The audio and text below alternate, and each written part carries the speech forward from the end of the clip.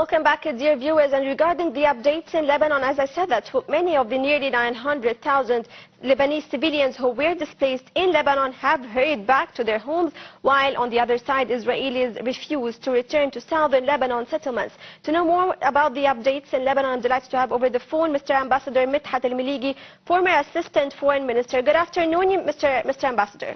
Good afternoon to you. First of all, I'm really delighted to have you over the phone. And regarding this scene that's taking place in Lebanon, how do you read it and how do you comment on this?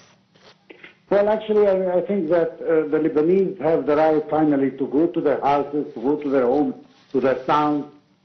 We are just, we cannot be sure of the intentions of Israel so far, since there are several breaches, according to the reports that are coming through the ceasefire. That's from one side. Let's not forget that we have, according to the agreement, that Israel has 2 months to withdraw from all of Lebanon. And we hope that this withdrawal will be a complete one, will be a full one, and we will go back to the international borders, international Lebanese borders, actually, since Israel so far never admitted what are their northern borders until this day. So, we hope that the retreat will be a complete one, and we will not have any implications that will entail a second wave of war or aggressions between the two sides, actually, from the Israeli side at least.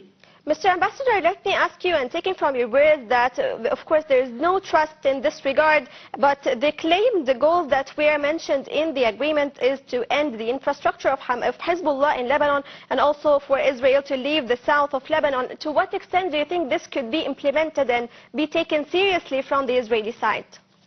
Well, we have to admit that they hit hard on Hezbollah, and they definitely have achieved some results. It crystallized by the assassination of the founder and the main leader, yes. Mr. Hassan Nasrallah, and then his successor, Mr. Hashim Safiyuddin. But at the end of the day, Hezbollah, until the last day before the ceasefire, was continuing to fire missiles on northern Israel and even reaching Tel Aviv and other major cities of Israel. However, the final result will not be clear now in the dust of the war. But I believe that Hezbollah still have the power to launch, if it's attacked, to launch another war and continue this. But we have to see also the declarations made by the leaders of Hezbollah that they are ready to seriously be engaged in a peace process, and they trust their official and legitimate government of Lebanon to actually take the route of these negotiations with Israel, and that's how we reached this agreement. So actually it's a little bit too early, although I think that the capabilities of Hezbollah are still strong, and that Israel, and this is the most important thing, has not reached the final end of its desire to totally demolish Hezbollah.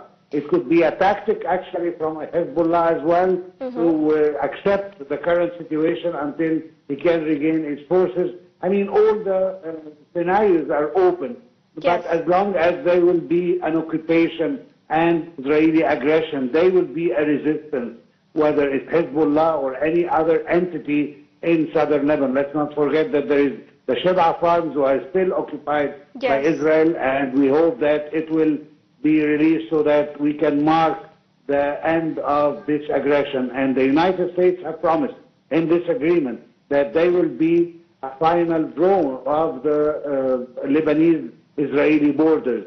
And if this is reached, that would be a great achievement, because once there is official borders between the two countries, like the one with Egypt and Israel, then in this case we can be sure that any aggression afterwards would be cleared, and who is the responsible for it.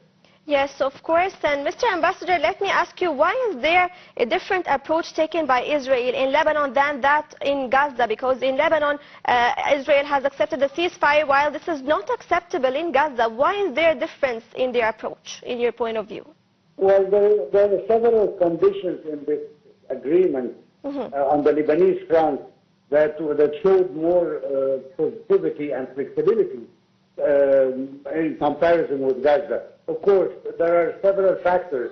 I think the first one is that Hezbollah has entrusted the official Lebanese government to negotiate with the Israeli government about this deal through, of course, negotiators.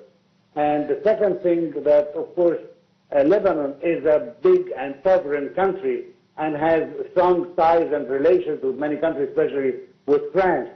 But on the other side, when we look at Gaza, the negotiations have always been led by Hamas and not entrusted to the Palestinian Authority or the Fatah organization, the Liberation of Palestine.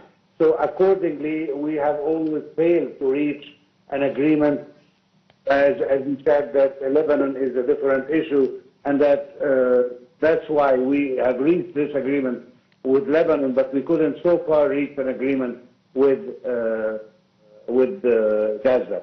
Not to forget one last thing, that at the end of the day, there is a desire, an Israeli desire, to annex Gaza and the West Bank and to deport all the Palestinians, while there is the absence of this desire when it comes to the Lebanese front. Yes. Thank you so much, Mr. Ambassador Medhat Meligy, former Assistant Foreign Minister, for your very valuable insights. And dear viewers, we're going to have a short break and get back to continue this special coverage.